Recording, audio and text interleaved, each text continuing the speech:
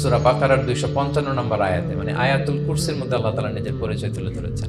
একটি আয়াত, 9টি বাক্য বিশিষ্ট একটি আয়াত, সেখানে আল্লাহ তাআলার পরিচয় খুব চমৎকারভাবে পাওয়া যায়। আয়াতুল কুরসি, এটা আপনাদের মুখস্থ আছে না আয়াতুল কুরসি? ফরজ সালাতের পরে এটা পড়বেন। আল্লাহর হাবিব সাল্লাল্লাহু আলাইহি ওয়াসাল্লাম ফরজ সালাতের পরে এটা পড়তেন। তিনি বলতেন, মান ক্বারাআ আয়াতাল কুরসি দুবুরা কুল্লি সালাতিন মাকতুবাতিন লাম ইয়ামনা'হু মিন দুখুলিল জান্নাতি ইল্লাল মাউত। ফরজ সালাতের পরে যে আয়াতুল কুরসি তেলাওয়াত করবে তার জান্নাতে যাওয়ার ক্ষেত্রে আর কোনো বাধা থাকে না, মৃত্যু ছাড়া। মৃত্যুটাই বাধা, মরলেই জান্নাতি। আয়াতুল কুরসির ভেতরে আল্লাহ তাআলা ওনার পরিচয় তুলে ধরেছেন খুব সংক্ষিপ্ত ভাবে, এক আয়াতে আল্লাহর পরিচয়।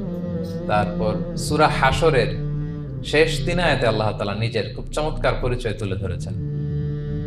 তারপরে এই সূরা ইখলাসের মধ্যে আল্লাহ তাআলা আরো সংক্ষিপ্ত পরিসরে, ভেরি প্রিসাইজলি, মাত্র ছোট্ট ছোট্ট 4টা আয়াতে নিজের পরিচয় তুলে ধরেছেন।